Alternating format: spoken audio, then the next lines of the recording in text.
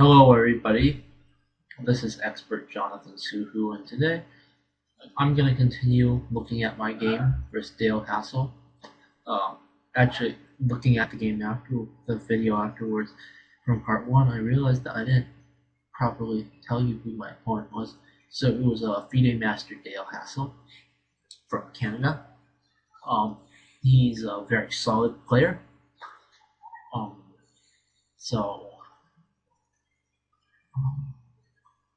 Yeah, I guess that's it. So yeah, back to the game. This position, Bishop h3 was a mistake. I made the move in complete frustration. During the game, I had felt my opponent was completely lost, and I would use the word stunned that he was able to continue to play on in the position. I thought, oh my gosh, I let him off the hook. I was completely winning this position, and now look at it. So, it's tough. It really is. As it turns out, after the game, I realized that I looked at it and somehow all of the tactics worked out for him. I thought somehow, some way, he had to have been busted somewhere. But as it turns out, like I said, it all works out for him. And frankly, it still surprises me. I'm not gonna lie, it baffles me. But I guess that's the way it goes. Anyways, back to the game. Bishop h3. At this point, I was completely frustrated. Like I said, I can't stress that enough. And when I was thinking in the game, I immediately played Bishop h3, and I think I told you in the past, in the previous part, my idea was just to play f5, Bishop b6, f5, e4, Bishop f4. Same idea as before. Except this time my bishop was on e6 instead of d5. I mean, objectively speaking, the bishop on d5 is slightly better than the bishop on d5, e6, but it shouldn't make a terribly big difference in the grand scheme of things. But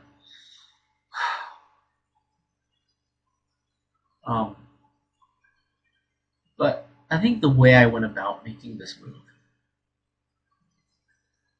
was incorrect. This is a lesson for me. When something goes wrong, when something happens that you don't expect, this is what I learned from this game. Take a step back and think to yourself, okay, well, how can I make the next best move? How can my next move be the best move? Not how could the previous move have been better, but how can I make the best move in the position I have, not a few positions ago or on the board next to me, but this position against my opponent. And really, that's what I learned from this. And the reality is, I was completely frustrated. The way I went about this move was a frustration move, and it was all wrong. My methodology and my approach to making this move. So That's lesson 1 today that I won. So yeah, I wanted to spend a little bit of time talking about this because the previous time I was cut off by the time limit, but I have time. Okay, so even if let's say the tactics didn't work out for my opponent. Let's say he was completely busted. I want to make this point very clear. That doesn't make my hasty decision to play bishop h3 excusable. It was bad, frankly. It was a very bad move, very bad. And I frankly, like, this sort of frustration level, to me, it really hurt me in the tournament because after this game I was still frustrated. I went to the next game frustrated, and guess what? I proceeded to get myself in a lot of trouble. I almost bailed myself out of it, but I never quite made it out, and well, I lost the game. And I was given a little bit of a chance, but it was not good. Not good at all, honestly.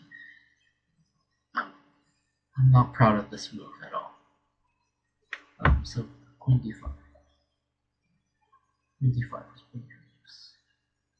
Let's see what's going on.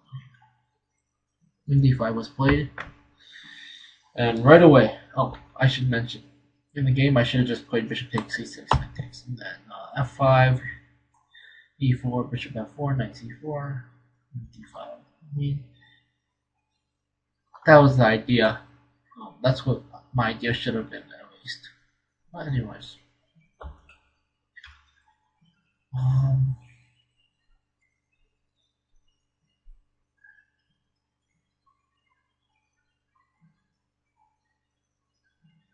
yeah.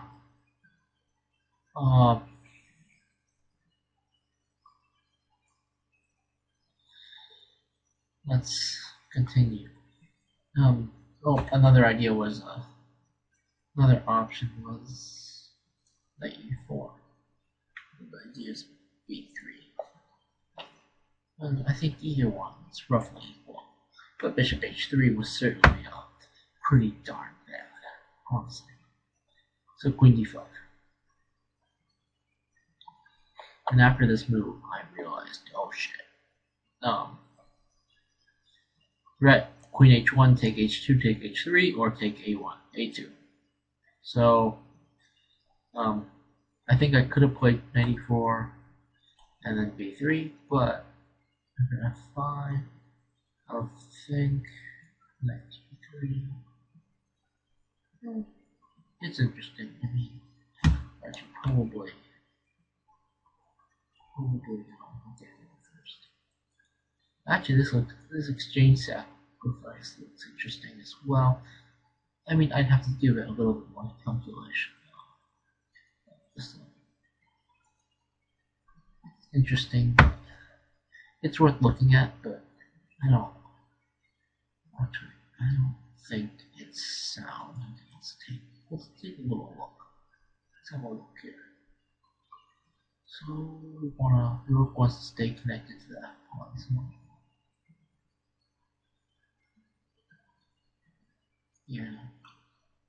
Yeah, this doesn't look so good for white at all.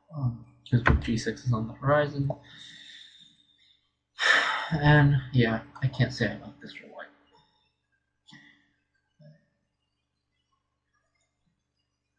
Knight g3 instead of rook a1. Or actually rook a1 and then queen b2. Oops, knight g3. This looks pretty playable. Okay. Oops.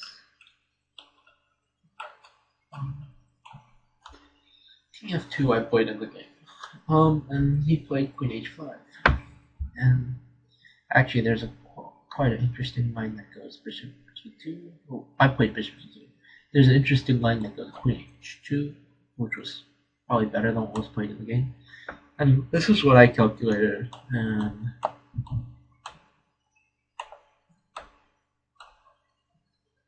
And I thought, okay, well, I have Rook H1 on the horizon, and this should offer some sort of ample counterplay for that pawn that I lost.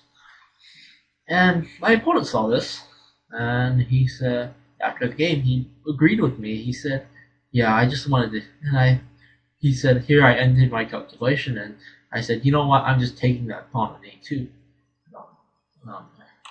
He played Bishop G2, King D2, Queen D2. But I want to go back to this. Dang it! I want to go back to this position where I ended my calculation. He ended his calculation, but at the same time, we both were in the wrong for ending our calculation here. There's no reason we should end our calculation here. Yeah. So, had either of us looked a little bit deeper, we would have found this move, knight c6, or even g5 works. Because the idea on g5 is that rook h1, g4, after king e4, f5, and we shall see it checkmate rather quickly. Yeah.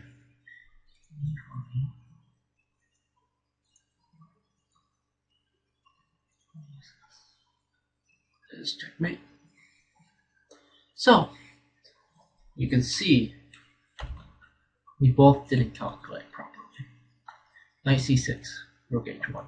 This is the idea. Knight e5, f takes. F takes, bishop f4, queen f4 is mate. And, whoops.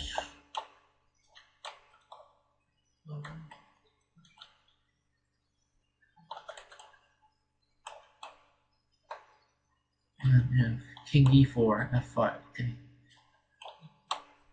This is mate as well.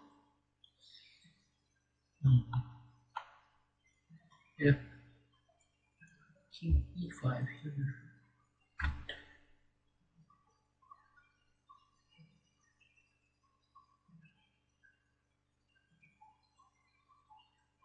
Wow. Enough success to be right.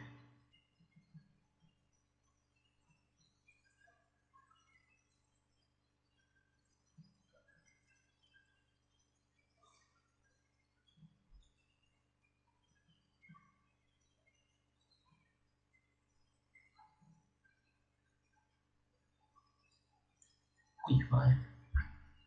And this is on, well, white can't prevent rook d8. And that's pretty much checkmate. So, like for example,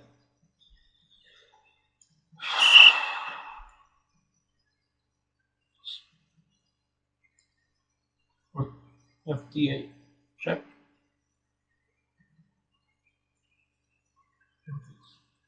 C6 is checkmate. Okay. Anyways, back to the game where I made a fool out of myself. So takes, queen d5, and he took the pawn on a2. Like I said, he could have had more, but I put b3. So my idea was now that, yeah, you took the pawn, but your queen is kind of in a little bit of trouble. So queen a3, queen e1. I like this move. I liked it because of its flexibility. It kept my options open to going to the king side or queen side. So queen e1. He played rook at e8. He should have played f5 here. We'll see later why. Knight c4. I was kind of hoping he would play this, and then I could play either rook a1 or rook c7. Either one is, I think, equal. But he took, and queen a6 because I was threatening rook a1 here, and taking on a7, which would not only would it be a pain in the butt for him and his queen, because it's kind of trapped in there, honestly. I'm just thinking about it now. Could I even play like bishop c1, queen d2, and rook a3? I don't know if I have time for that. Yeah, I probably don't. Okay. But, you know, it's...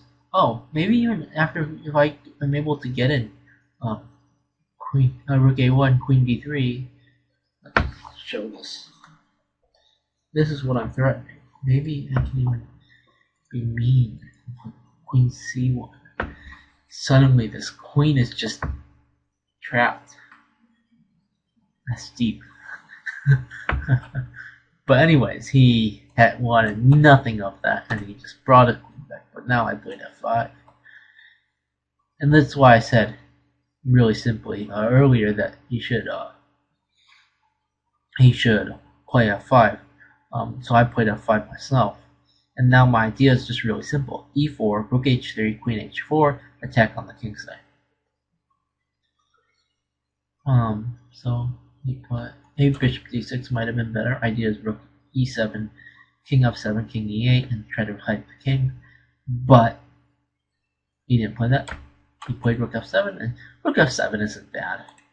So king e4, bishop f8, again bishop d6 maybe. I mean it's preference.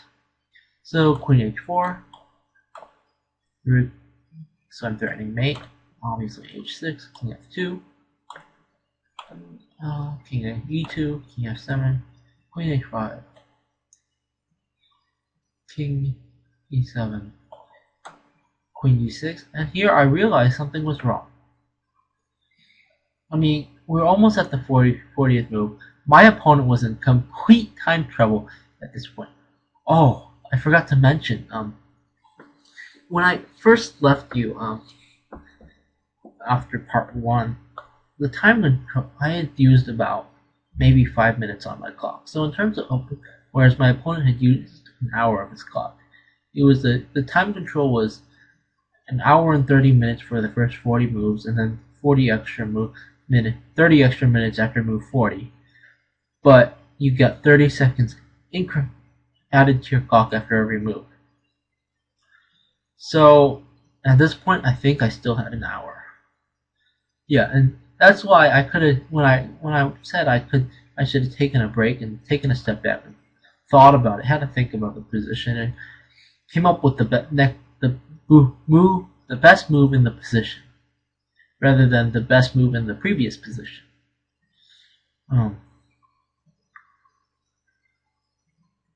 It really hit home. You know, this I think is an important piece of information, because I had that time. I had the time to really take a step back and think about it, but I didn't. And at this point, I calculated, and I was thinking, okay, well, you know, something's wrong here. In my calculations, I had my queen on h7, and here I was threatening to take on h6. So I made a mistake in my calculations, but there's no excuse for that when I should have been using my time. Really.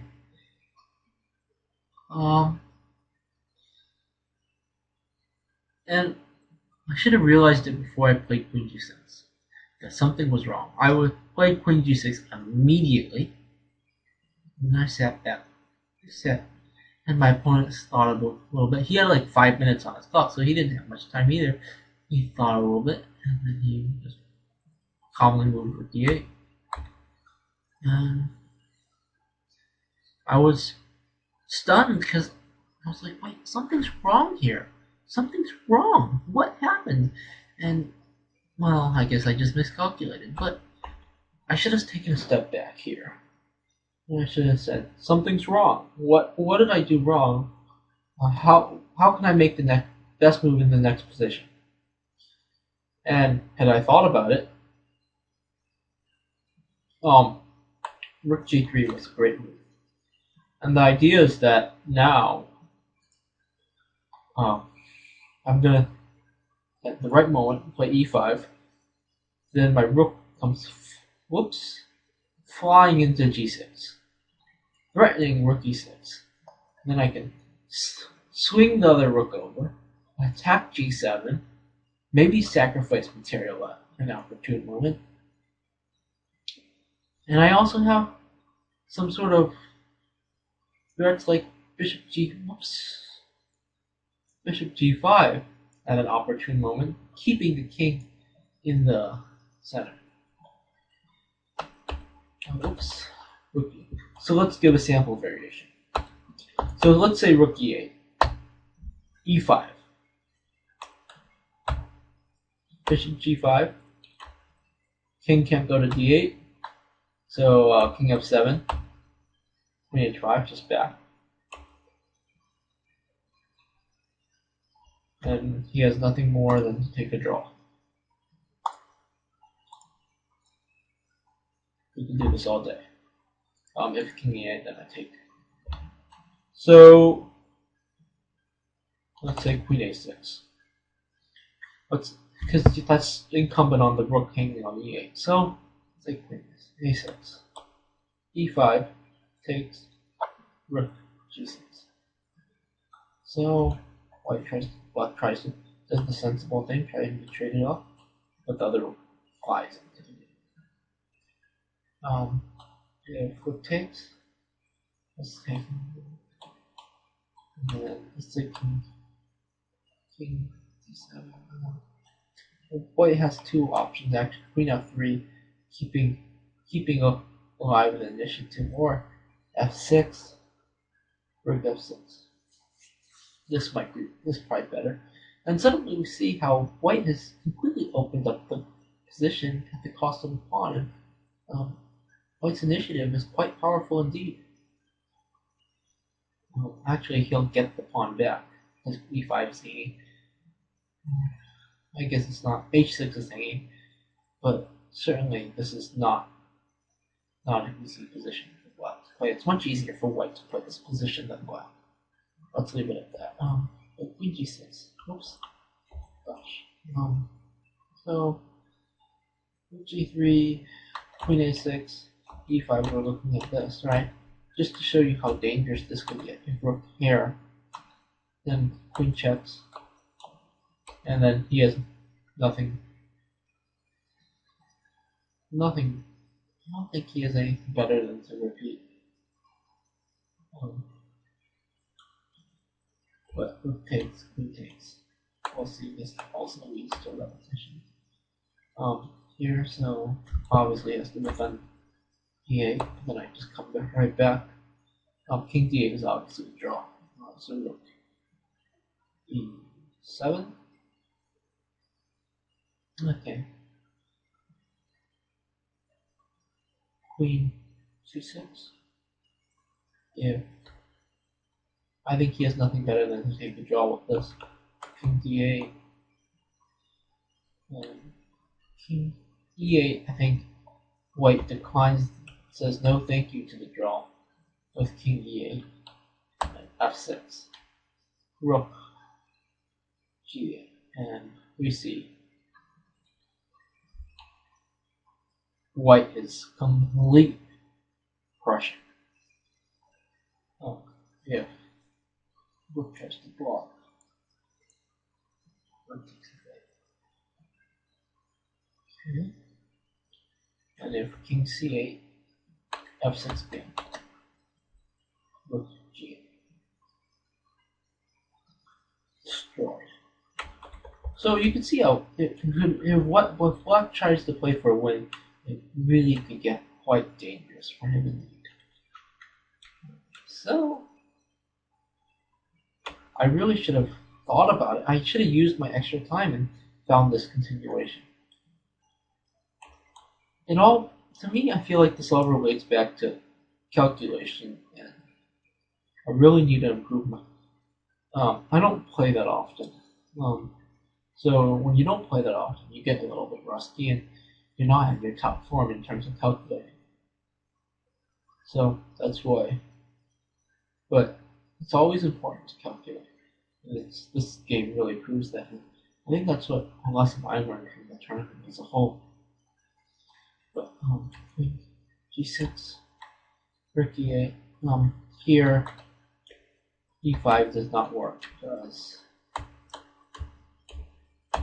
King C7 is available because of this nice move. Queen G2, Queen G3, and D3 is hanging, so I'm trying to. This is just all bad. So Queen G1. I thought about it for a little bit, and I said, "Oh shoot!" I was upset, and I just played Queen G1. Okay. King D8. And honestly, at this point, I thought, well, good luck breaking in. And I thought, we could just agree a draw here, right here. That's what I was thinking. And I soon found out how wrong I was.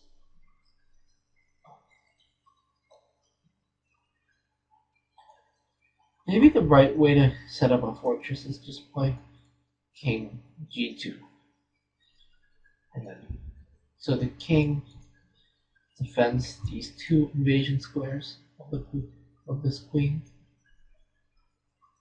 I'm trying to think about ways I can move this queen, maybe move it to D3, D2. I'm thinking about the right way to set up a fortress.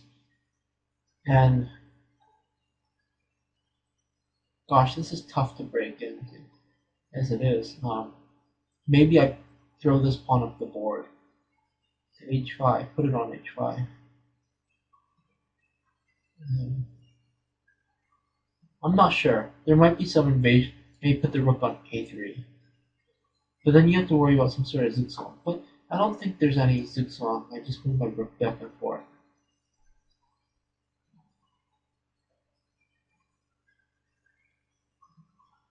Yeah, I mean, I think that's probably the best way to set up the fortress. I honestly, here I relaxed.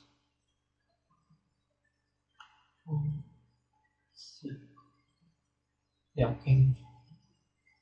And honestly, like, I'll just to show you the frustration level I had with this game. I thought this was a completely drawn position, and I thought it would just be only a matter of time. So I didn't really calculate my moves. And here I played. I saw Queen C7, and I thought, oh well, I could play Rook G3, but I'm gonna be fancy. I'm gonna play Queen A3, and after Queen, I calculated all this, and I thought, okay, I'll take on D5. And when he plays, this is all I calculated.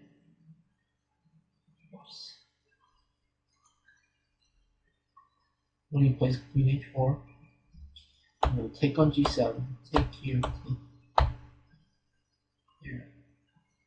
Then if he takes this is a draw. I'm by no means worse, is what I thought.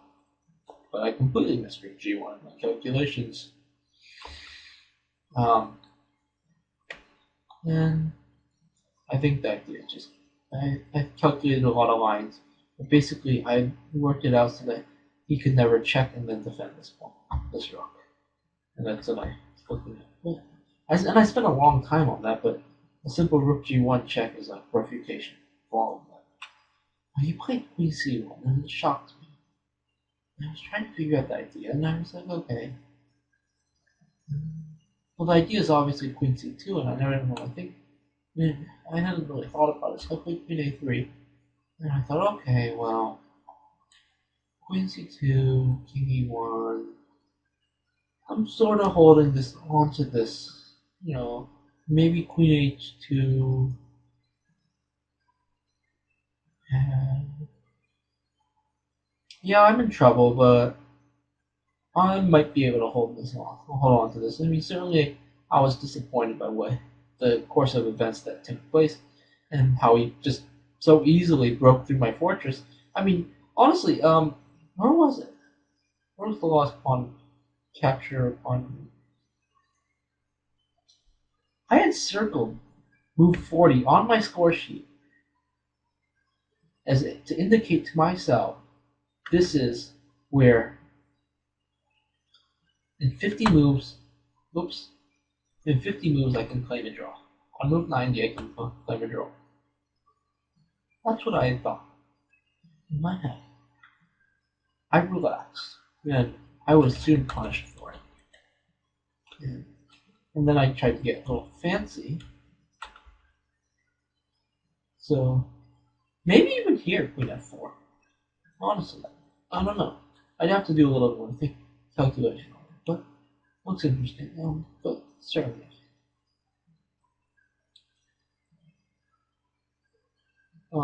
I should have just played with G3.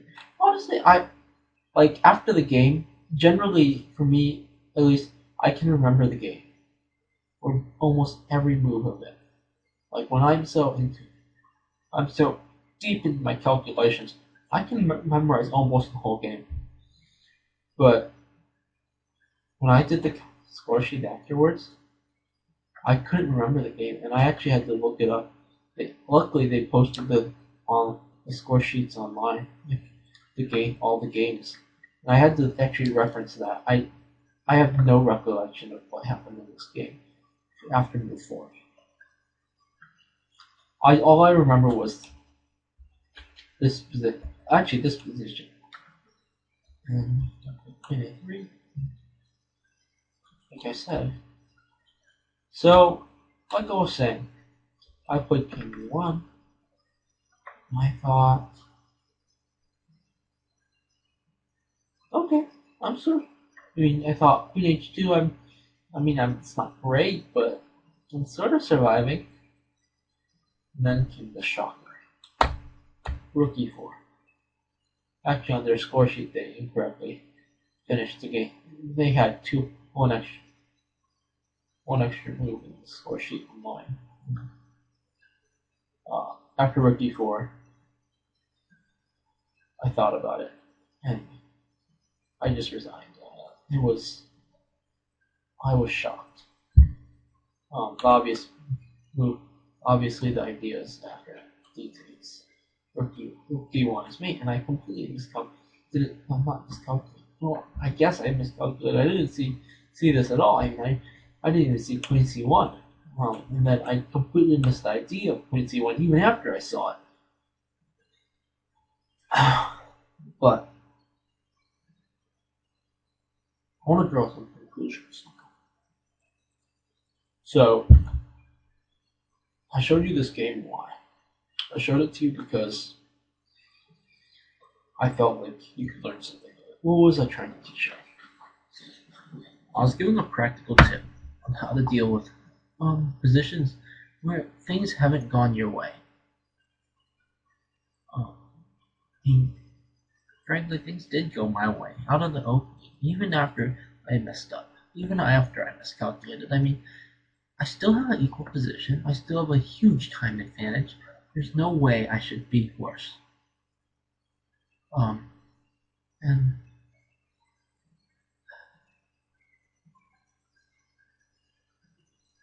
so I should have just taken a step back and said, well, how can I make my next move the best move in the position? And I think I would have found either bishop c6 or knight e4. Either one is fine.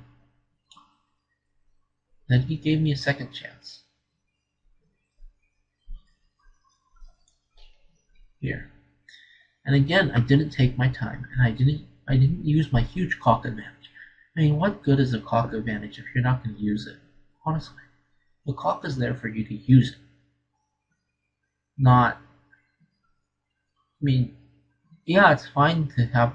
It's a nice idea to always be up on time, but at the same time, you have to make good moves. And if you don't make good moves before you get into time trouble, if you don't make good moves, it doesn't matter how many minutes you have on the clock, you'll still lose. So, and I should have thought about it, and I should have played rook g3. I think I might have been able to find this one. And so that's my frustration. Not my frustration, but my lesson that I learned. I think it's pretty valuable. I don't know. I mean, I lost this game because I didn't calculate appropriate enough. I didn't calculate enough in a position that required me to calculate. So, and then to make all matters worse, I should have just played rook g3 after queen c7. Oops. Queen c7. Just looking up to just relax. And this should be a draw. Actually, here. Oops. Here. I really should have thought about the position. And I should have said, what's the best way to create a fortress? And I would have found this pretty easily. Think of all the ways that black can invade, and then try to systematically shut them off. And that's what I should have done. It's a shame that I